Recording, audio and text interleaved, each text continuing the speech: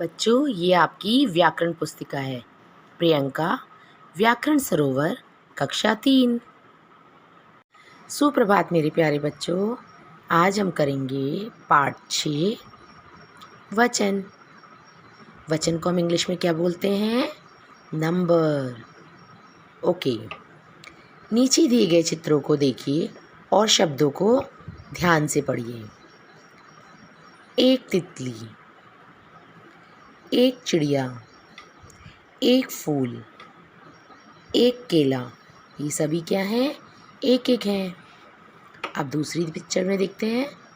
अनेक तितलियाँ, अनेक चिड़ियाँ, अनेक फूल, अनेक केले।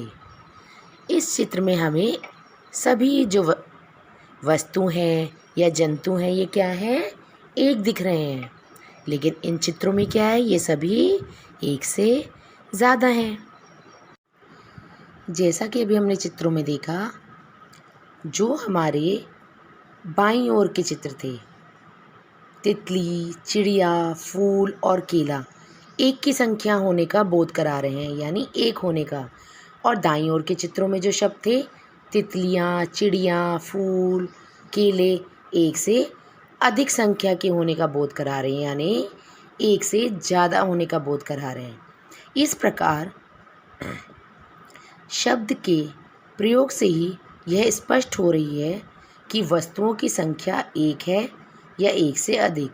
इस तरह जब हम शब्द बोलते हैं तो हमें उनके बोलने से, उनके प्रयोग करने से ही पता चल जाता है कि हम एक वस्तु या एक व्यक्ति के बारे में बात कर रहे हैं या एक से ज़्यादा। परिभाषा: संज्ञा के एक या अनेक रूपों का बोध कराने वाले शब्द को वचन कहते हैं। यानी संज्ञा के जो संज्ञा शब्द होते हैं वो एक है या एक से ज़्यादा, इसका बोध कराने वाले शब्द को ही क्या कहते हैं? वचन कहते हैं। हिंदी में वचन के दो भेद होते हैं, दो प्रकार होते हैं, एक वचन और बहुवचन। यदि हम एक वचन की बात करें तो शब्द के जिस रूप से एक व्यक्ति के, एक प्राणी के या एक वस्तु आदि का बोध होता है, उसे एक वचन कहते हैं। जैसे कुत्ता, लड़की, बत्तख, किताब, ये सभी क्या हैं? एक हैं। बहुवचन: शब्द के जिस रूप से एक से अधिक व्यक्तियों, प्राणियों, वस्तुओं आदि का बोध होता है, उसे बहुवचन कहते हैं। जहाँ एक से ज़्यादा हो, एक से ज़्यादा व्यक्ति हों या एक से ज़्यादा प्राणी हों, एक से ज़्यादा वस्तुओं हों, तो वहाँ पे क्या होता है? बहुवचन होता है। जैसे यहाँ देखो, यहाँ क्या था? एक वचन में एक कुत्ता, ये क्या है? कुत्ते। लड़कियाँ, बत्तखें, पुस्तकें, ये सभी क्या हैं? एक वचन और बहुवचन रूप है किसी व्यक्ति, वस्तु या प्राणी का।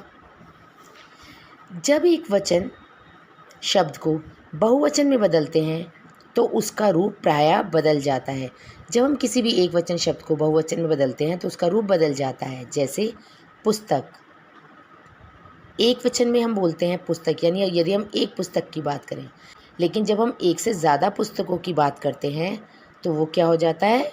पुस्तकें। सड़क, सड़कें। पत्ता, पत्ते। पौधा, पौधे।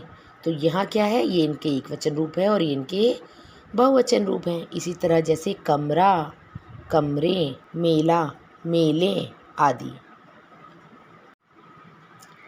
जैसे लड़का, लड़के, अध्यापिका, अध्यापिकाएं, खिड़की, खिड़कियाँ, चिड़िया, चिड़ियाँ, या आ का स्वर आ रहा है। मैं, हम जब एक के लिए बात करते हैं तो मैं, जैसे मैं अपने आप को बोलती हूँ। और यदि हम एक साथ कई हैं तो हम क्या बोलते हैं? हम। चमचा, चमचे, कविता, कविताएं, लड़की, लड़कियाँ, गुड़िया, गुड़ियाँ। तो ये एक वचन रूप है और ये इनका बहुवचन रूप है। वचन बदलने से क्रिया के रूप भी बदल जाते हैं। यदि जब वचन में परिवर्तन होता है तो क्रिया रूप उसका कार्य जिन शब्दों से उसके कार्य करने का बोध होता है कि कार्य हो रहा है उसमें भी बदलाव आता है। जैसे लड़का पढ़ रहा है, लड़का क्या है, एक वचन है, एक लड़के की बात हो रही है तो पढ़ रहा है हो जाता है, रहा है। फूल खिल गया, मेज पर एक सेब रखा है, ये सभी क्या है, एक वचन है। यदि हम कहें लड़के पढ़ रहे हैं, अब यहाँ क्या हुआ, वचन का रूप बदल गया ना, लड़का लड़के हो गया तो लड़के पढ़ रहे हैं, और पहले वाक्य में क्या था, लड़का पढ़ रहा है। तो इस बात का आपको विशेष ध्यान रखना है कि जब आप किसी भी वाक्य को एक वचन से बहुवचन में बदलते हैं तो उसमें क्रिया में भी बदलाव आता है।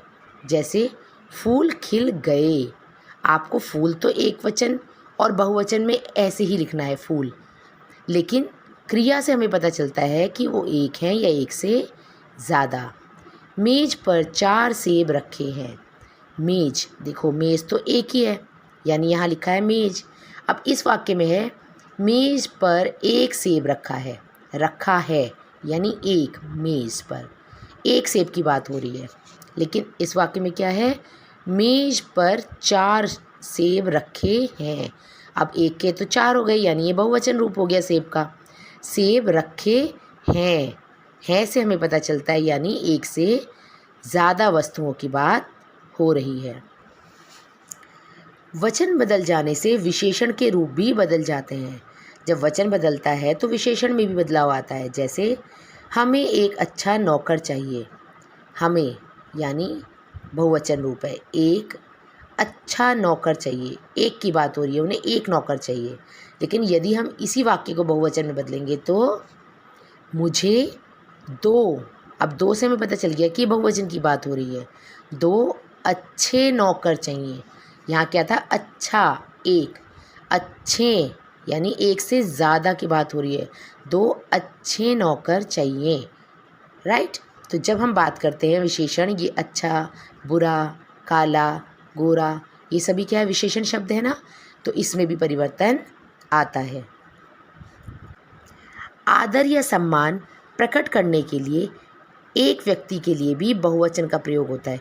कई बार हम कुछ ऐसे शब्दों का प्रयोग करते हैं जिनको बोलने के लिए हम सम्मान या आदर प्रकट करते हैं, एक वचन शब्दों के लिए भी, तो उनमें भी क्या होता है, बहुवचन का प्रयोग करते हैं। जैसे महात्मा गांधी एक महान नेता थे, महात्मा गांधी क्या थे, एक महान नेता थे।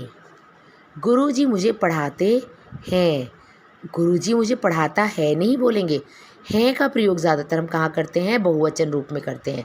लेकिन गुरुजी क्या है, एक सम्मानजनक शब्द है, सम्मान करते हैं ना अपने गुरुओं का, तो गुरुजी मुझे पढ़ाते हैं हो जाएगा। हैं का स्वर वैसे तो बहुवचन में आता है, लेकिन कुछ एक वचन शब्दों में भी हम बहुवचन का प्रयोग करते हैं। मम्मी कपड़े धो रही हैं, यानी मम्मी, हम रिस्पेक्ट देते हैं ना अपने बड़ों को, अपने पेरेंट्स को, तो यहाँ है का प्रयोग हुआ है। पिताजी खाना खा रहे हैं, हम पिताजी खाना खा रहे हैं क्यों नहीं लिखते, या पिताजी खाना खा रहा है, नहीं, क्योंकि ये हमारे लिए सम्मानजनक व्यक्ति हैं। तो जब हम इस शब्द का प्रयोग अपने वाक्य में करेंगे तो पिताजी खाना खा रहे हैं हो जाएगा। आई थिंक आप सबको समझ में आ गया है ना। चलो अब हम जल्दी से एक बार इसका सारांश देखते हैं। शब्द के जिस रूप से संज्ञा की संख्या का बोध हो, यानी संख्या यानी वो एक है या एक से ज़्यादा, उसे वचन कहते हैं। हिंदी में वचन 2 प्रकार के होते हैं, एक वचन और बहुवचन।